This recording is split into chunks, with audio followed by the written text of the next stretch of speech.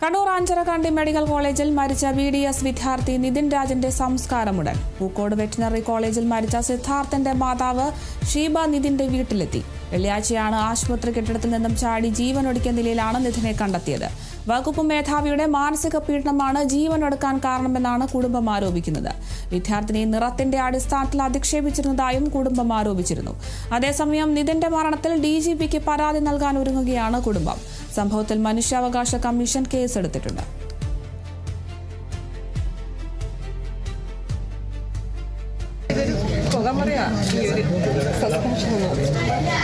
പേടിയില്ലല്ലോ, കുറച്ച് പുതിയ സാലറി കിട്ടാനില്ല, കുട്ടികൾക്ക് തിരികെ പഠിക്കാനുള്ള അവസരം ഉണ്ടായിട്ടും കോളേജിൽ പോയ സമയത്തും പൂക്കോട് പോയ സമയത്തും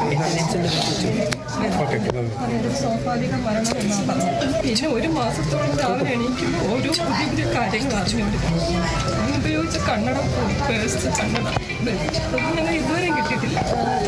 അസിസ്റ്റന്റ് പറയുന്നത് ഒരു മാസത്തിനകത്ത് തിരികെ എടുക്കാൻ ഓർഡർ വന്നു. ഞങ്ങളുടെ ഇടപെടൽ കൊണ്ട് മാത്രമാണ് അവർ 9 മാസമെങ്കിലും അകത്ത് അവർക്ക് ബക്കറ്റ് വീൽ വരെ കോളേജിൽ നടത്തിയിരുന്നു. നമ്മുടെ മോൻ പോയതിന് അതിനെന്തെങ്കിലും ഒരർത്ഥമുണ്ടാവണമെങ്കിൽ ഇതിനി ഒന്നും നടന്നുണ്ട്. BDS വിദ്യാർത്ഥി നിതിൻ രാജിന്റെ സംസ്കാര ചടങ്ങുകൾ പുരോഗമിക്കെ പൂക്കോട് വെറ്റിനറി കോളേജിൽ മരിച്ച സിദ്ധാർത്ഥന്റെ മാതാവ് ഷീബ നിതിന്റെ വീട്ടിലെത്തിയിരിക്കുകയാണ്.